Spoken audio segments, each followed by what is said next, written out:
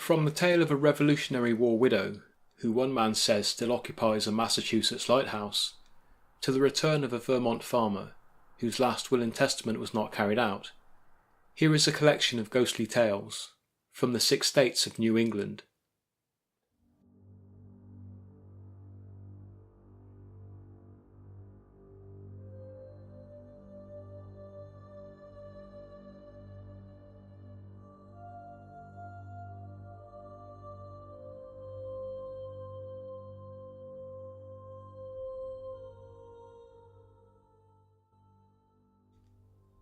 The Plymouth Light, also known as Gurnet Light, is located at Gurnet Point, Massachusetts.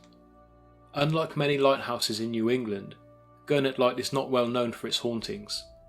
There is one story, however, that is tied to the historic 18th century site. In the 1760s, before the Gurnet Light existed, John and Hannah Thomas lived on the northern corner of the mouth of Plymouth Bay. Sometime during that same decade, they agreed to have a new lighthouse built on their property, on the condition that John was given the role of lightkeeper. This was agreed, and the lighthouse began operation in 1769. However, John's involvement in the running of the light was short-lived.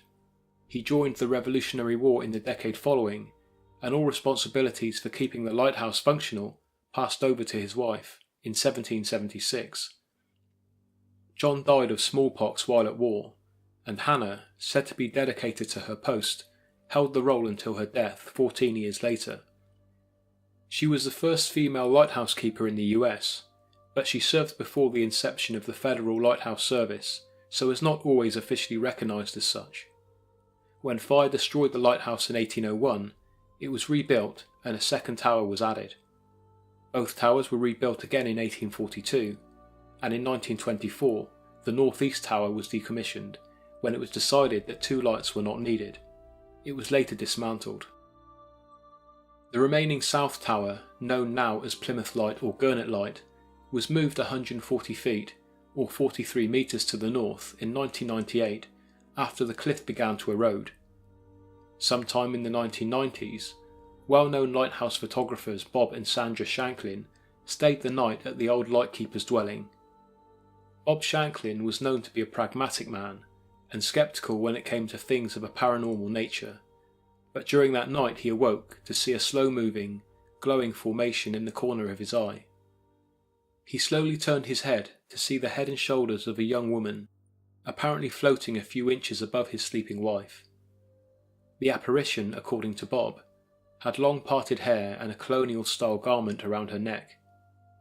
To avoid her unnerving gaze, he glanced past her and out of the window, focusing now on the turning light of the tower as it shone through the window. After about the 5th rotation, he said he glanced back and she was gone. In 1998, when he spoke to filmmakers who were shooting a documentary for the Learning Channel entitled Haunted Lighthouses, he told them that he now refers to the apparition as My Lady, and said, "Her eyes were the saddest eyes I have ever seen. I know that it wasn't a dream. I know I was wide awake. I made a point to let myself know I wasn't dreaming."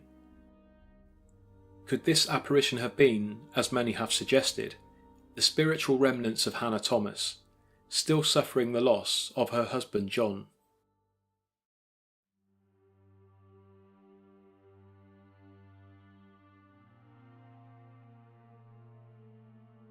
Many apparitions all over the world have been given the moniker the White Lady, but few are better known than the White Lady of Union Cemetery in Easton, Connecticut. The cemetery lies just off the junction of Routes 59 and 136, where it has been claimed the apparition of a woman, dressed in a white gown, some say a wedding dress, has been seen drifting through the tombstones of the 400-year-old graveyard. Little more than 4 miles away, at Stepney Cemetery in Monroe, a similar spectre, some say the same one, has also been seen. Although the stories were already well known locally, famed paranormal investigators Ed and Lorraine Warren, who were citizens of Monroe, brought the story of the White Lady of Union Cemetery to wider public attention. Subsequently, the legend became very popular and attracted a lot of tourists and ghost hunters. But it was when tombstones started being vandalised that the Easton Police Department placed a ban on anyone entering the cemetery or even stopping in the vicinity after dusk. The two best known sightings concerning this particular phantom come from the early 1990s. According to Tony Spera, son-in-law of Lorraine Warren, who has run the Ed and Lorraine Warren YouTube channel since 2009, the following events are absolutely true.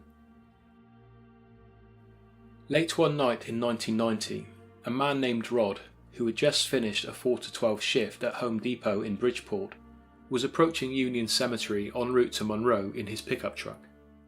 The time was just before 1 AM. In what was a matter of seconds, Rod said that the ghostly figure of an elderly man appeared in the passenger seat of his truck, pointed towards the road ahead and then vanished. Immediately after this, Rod saw a woman in white standing in the road ahead with her arm outstretched, as if trying to stop the oncoming vehicle. He said he felt a rush of air as he passed through her. Shaken up by the experience and overcome with a sudden overwhelming sadness, he continued home. He said that this is when he noticed his side of the road was momentarily awash with a deep blood red. When he arrived home, he told his wife about what he had seen. The following day, Rod called Ed Warren to tell him what he had witnessed, and the following night, and every night for the next 7 days, Ed Warren travelled to Union Cemetery, where he continually videoed the graveyard and that section of Route 59. On the 7th night, Ed Warren claimed to have actually caught footage of the lady in white in the grounds of Union Cemetery, footage that, as far as I can see, has not been released. The second sighting comes from 1993, when a fireman named Glenn claims to have collided with an apparition on Route 59 during a thunderstorm. He was on his way to a fight in Stepney Monroe and was accompanied by an off-duty police officer who also later relayed the same version of events. A lone driver who was behind them also said that she saw the exact same thing. The collision, according to everyone involved, even resulted in physical damage to Glenn's vehicle, but the person who they thought they had run over was nowhere to be seen. Theories behind who the woman is and how she came to pass are varied. Some say she was a bride-to-be who died on the way to her wedding. Others say she was murdered shortly after killing her husband, while another tale says she died during childbirth. The story is often cited as originating in the 1940s, while others say they are sure it is the ghost of Harriet R. Seeley, who died on May 28, 1853, and whose young son died just a week before, on May 21st. So, as is typical with such urban legends, the dates, names and events surrounding its origin are at best vague. This brings me to a newspaper clipping I found from 1871. It tells the story, albeit a very short one, of a shadow of a woman seen atop a gravestone of a young boy, who, according to the article, was thrown downstairs and killed several years before by the woman who haunts his grave. The cemetery in question was in Bridgeport, 10 miles south of Union Cemetery, and is referred to only as the City Cemetery. According to the Falkirk Herald and Linlithgow Journal, who printed the story on January 19, 1871, a story which originated from the New York Times, hundreds of people reported witnessing the spectacle. Could this Bridgeport story, printed almost 150 years ago, have been the true origin of Connecticut's White Lady?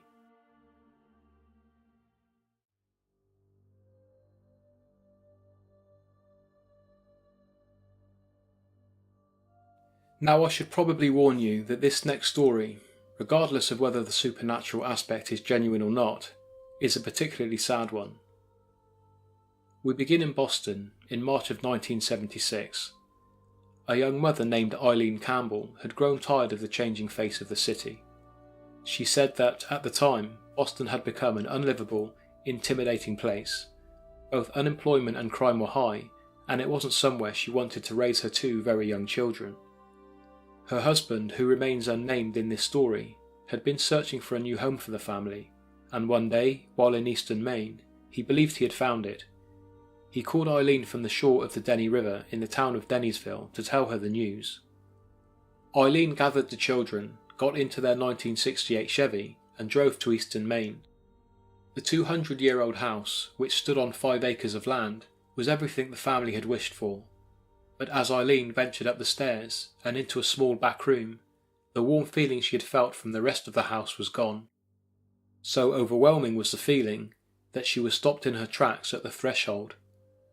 It was a north-facing room with an old chimney in the corner and a small window that overlooked the driveway.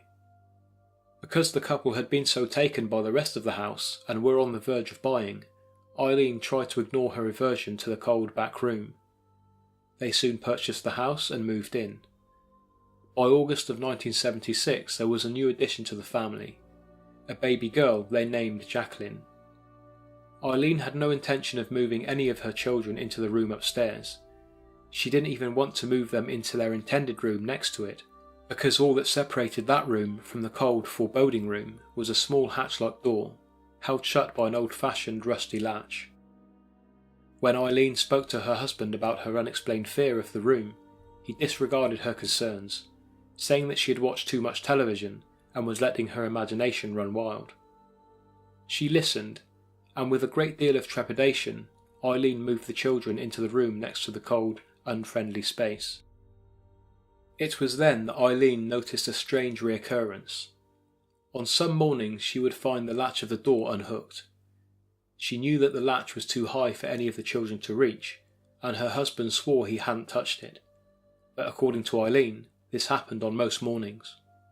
As time went by, Eileen began to find the door not only unlatched, but open, sometimes ajar, sometimes wide open.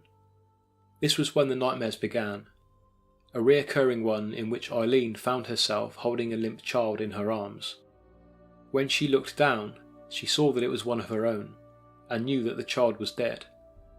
On many a night for weeks at a time, Eileen experienced the same nightmare, and every morning the small doorway would be found unlatched and open. In February of 1977, Eileen had a particularly frightening dream. It started the same way as usual, but when she looked down at the child's face it was different, undefined, as if it had been smudged. She then heard a loud voice say, "Choose." In a cold sweat, and fighting back the tears, Eileen awoke in the dead of night and simply replied, "I can't." Now convinced that the well-being of her children were being threatened by some malevolent force, she stormed into the cold back bedroom and shouted at whatever it was to leave. It was then that she saw, just for a moment, a human figure huddled in the corner of the room. It was small, black in colour, and somehow vulnerable and pathetic. As quickly as it had appeared, the apparition was gone, leaving an empty, familiar, dusty corner. After this otherworldly confrontation, the nightmare stopped completely. Eileen believed that this was because she had confronted whatever evil spirit had caused them. 1 month after the nightmares ended, the family were told that baby Jacqueline had developed meningitis. But the doctor at the Machias Hospital in Maine misdiagnosed the condition. He told the family that Jacqueline's illness was due to flu and teething, urging the family to keep her temperature down. Hours after the diagnosis, Jacqueline's temperature soared, and she began to convulse.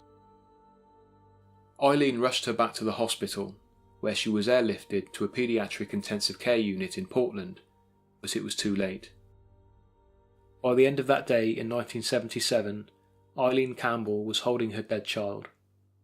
When the devastated family eventually returned to Dennysville, Eileen entered the back bedroom. The dark, ominous feeling that once surrounded it was gone, and it felt as warm as the rest of the house.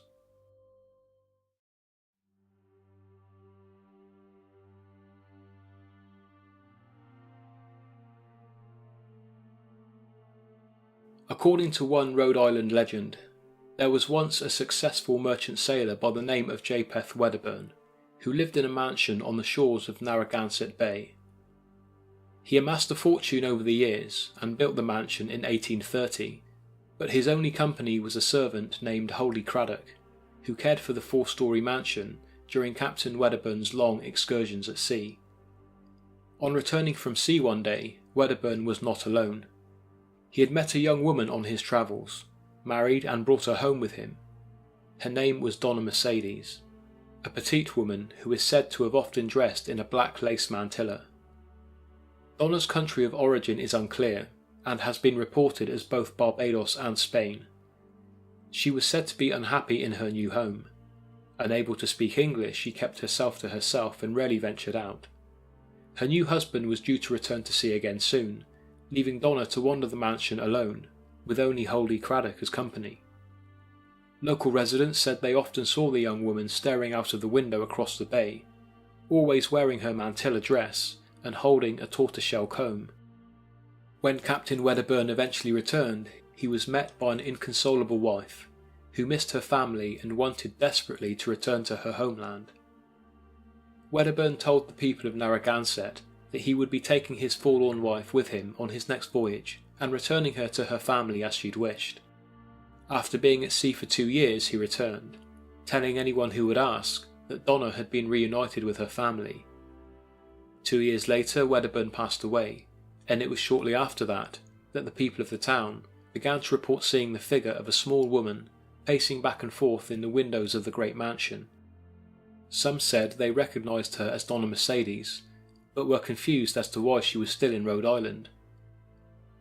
Subsequent owners of the house said that they had heard the sobbing of a woman and witnessed an apparition on the 3rd floor. In 1925 the house was heavily renovated. A fireplace in the library was badly cracked and needed to be removed. When it was, a small wooden coffin was found placed behind it. When workmen pried it open, to their astonishment they found the skeleton of a woman in a tattered, rotted black lace mantilla. Placed above her skull was a tortoiseshell comb. Donna Mercedes had never made it home.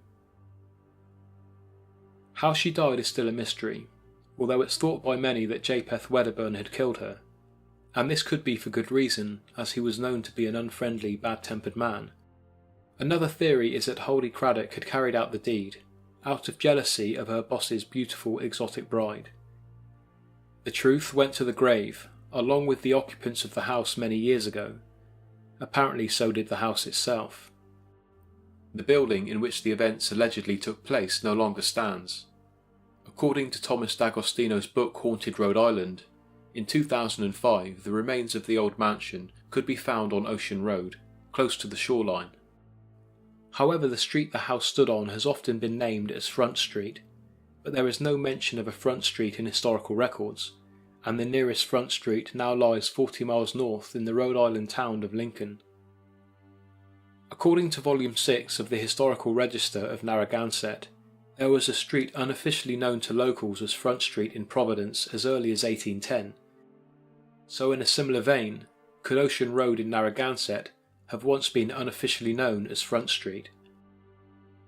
So is this simply an imagined campfire ghost story passed down over the years with no foundation in truth, or is it from a place that has been long forgotten, rebuilt and renamed over time? Author Susan Smitten stated in her 2003 book Ghost Stories of New England that Rhode Island hypnotist John Koenig had written about the case and claimed to have found proof that the story of Donna Mercedes is true and that there had been numerous sightings of her ghost. However, Susan Smitten was unable to make contact with him for confirmation. I also tried to contact Mr. Koenig myself, with no success.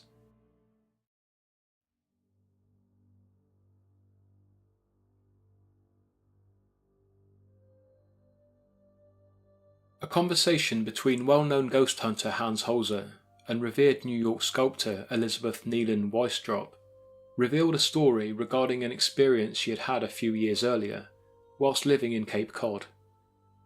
Hans Holzer paid a visit to Elizabeth Weistrop on this day, and while he admired a medallion sculpture she was working on entitled Sower of the Forest, he listened to her story. Back in 1956, Weistrop and her family had rented a house in West Hyannisport from a woman named Mrs. Ridley. The house had previously belonged to Mrs. Ridley's elderly mother, who had recently passed away. Mrs. Ridley, her husband, and daughter Rodella lived in the house next door, and dearly missed the grandmother they fondly referred to as Gunny. During her time living next door to the Ridley family, Elizabeth was told many stories about the once energetic Gunny, and how she was always making repairs on the house that she was so proud of. One sunny afternoon, Elizabeth told Hans Holzer she had been working on a sculpture of St. Francis, She was alone in the house at the time. Her husband Harry was away that day, and her 2 daughters were at school. While deep in concentration, she heard a loud thudding coming from their daughter's bedroom. It was a well-lit room with a large window. Elizabeth thought that an item of furniture had collapsed or been overturned, but when she went to investigate, nothing in the room had been moved. Puzzled at the unexplained disturbance, she moved to the window. Seeing no sign of anyone, Elizabeth then moved to the next room, which was the kitchen, passing by the family dog that was fast asleep. She said that it was odd that the usually nervous dog was completely undisturbed by the loud noise. She noted the time on the kitchen clock as 2:30, which gave her half an hour to continue work on her sculpture before her husband would return, closely followed by their daughters. That evening, when the girls were in their beds, Elizabeth walked outside to the backyard of the house. She saw Mrs. Ridley sat on the porch of her house opposite. They greeted one another, and her neighbour invited her in for coffee. While they sat around a table, accompanied by her daughter and her daughter's fiancé, Mrs. Ridley told Elizabeth of an experience she had had that day. The Ridleys were a family who openly claimed to have had a number of paranormal experiences over the years. Maybe it was for this reason that Mrs. Ridley, quite matter-of-factly, told Elizabeth that earlier that day, while sat in the kitchen, she saw, out of the window, her dead mother walking up the path, leading from the woods to Weinstrop's house. She said that she watched as her mother slowly made her way to the girl's bedroom, which Elizabeth now knew to be Gunny's former bedroom, knocked on the window and then disappeared. When Elizabeth asked what time this had happened, Mrs. Ridley, apparently undisturbed by the experience, said, "It was around 2:30.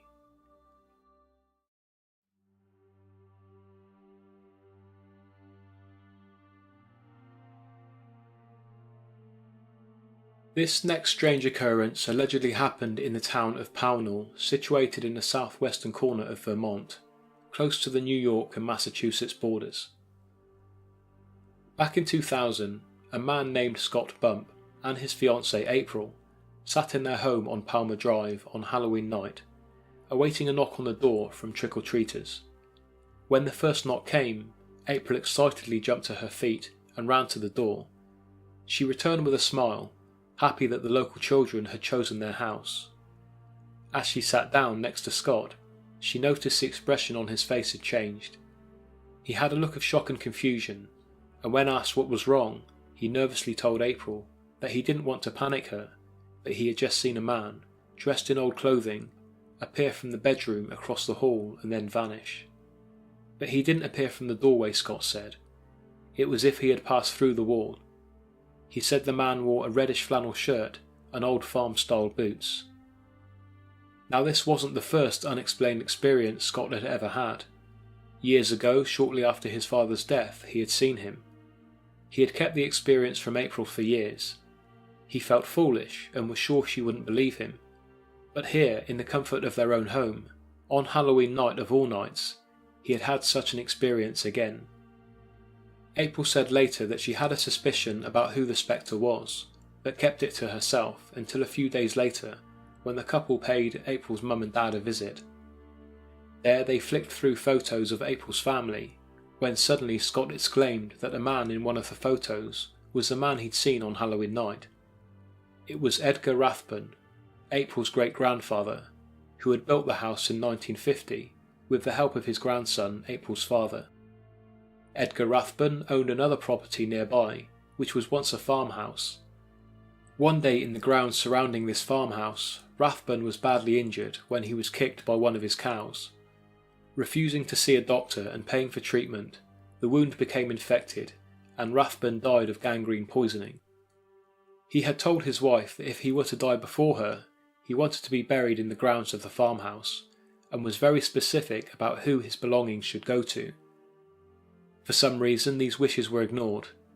His estate was not shared as he'd specified, and his wife purchased ground for his burial in Pownall Cemetery. In 2000, the layout of the house Edgar Rathbun had built in 1950 was different to how it used to be. For example, the doorway of the bedroom had been moved. Explaining to April and Scott why the apparition of her great-grandfather was seen coming through the wall at a point where the old doorway used to be. It transpired, after Scott had told April's parents about what he had seen, that April's father had also seen his grandfather while chopping wood in the cellar of the same house.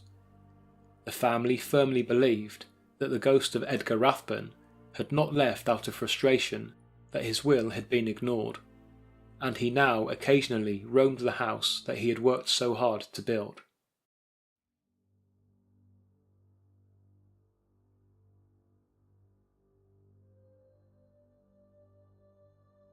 When restaurateur Joanna Oliver heard that the Tilton Inn in New Hampshire was due for demolition to make way for a parking lot, she thought it would be a shame to see such a beautiful historic building swept aside. In 2001 she purchased and reinvented it as the 1875 Inn, although it's still also known by its original name. Joanna was just days away from opening her new hotel as she painted flowers on the doorframe of a room in one of the upper floors. It was then that she was approached by a very elderly woman, who introduced herself as Mrs. Giles. The stranger said that she had something for the new owner and handed Joanna a photograph. The accounts of this meeting vary slightly with each retelling of the story, but generally Mrs. Giles explained that the girl in the tattered old photograph was named Laura. She was 12 years old when she died in a fire in that very building, and according to Mrs. Giles, she was still there. Following her brush with the mysterious lady, whom she has not seen since, Joanna says that strange things began to happen at the inn once it had opened. The NASCAR races, held at the New Hampshire Motor Speedway in Loudon, is an important event in the calendar for innkeepers, as it brings a great deal of custom. It was the weekend of the first NASCAR event that took place following the opening of the hotel. Joanna says that during that weekend, a woman still completely wet and covered in nothing but a towel ran from her room on the upper floor to the hotel lobby, where she began shouting at the staff, asking why they had allowed a teenage girl to run around her bedroom while she was having a shower. One regular visitor to the hotel was a biker who, on first entering his room, which is known as the Sanborn Room, was met with a young girl sat on his bed. When spoken to, she did not respond, so the man returned to reception and explained that his room had already been taken. By now, having her suspicions as to who the girl was, Joanna went to investigate. No one was in the room, but there was a clear indentation on the bed, as if someone had already sat there.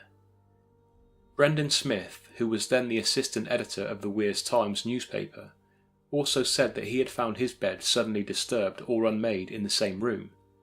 The Sanborn Room, named after New Hampshire author, journalist and politician Franklin Benjamin Sanborn, is the most common location for sightings of Laura, and is thought to be the room she died in. The Tilton Inn has been a haven for ghost hunters, and many vigils have taken place there over the years. These vigils have produced a number of photographs of claimed anomalies and spectral beings. The story behind Laura's death varies slightly from source to source, but according to David J. Pitkin's 2010 book New England Ghosts, the 12-year-old, being the mature and trustworthy girl her parents knew her to be, was left in charge of the inn while they were away on business. This was sometime in the late 19th century. A fire which began in a neighbouring building spread to the Tilton Inn. It said that Laura was trapped in the room known now as Sanborn Room and perished there. Another fire occurred in 1903, but it was the earlier fire that is said to have killed Laura. The photograph of Laura, handed to Joanna Oliver in 2001, was reproduced to a much larger scale, and now adorns the wall of the hotel lobby.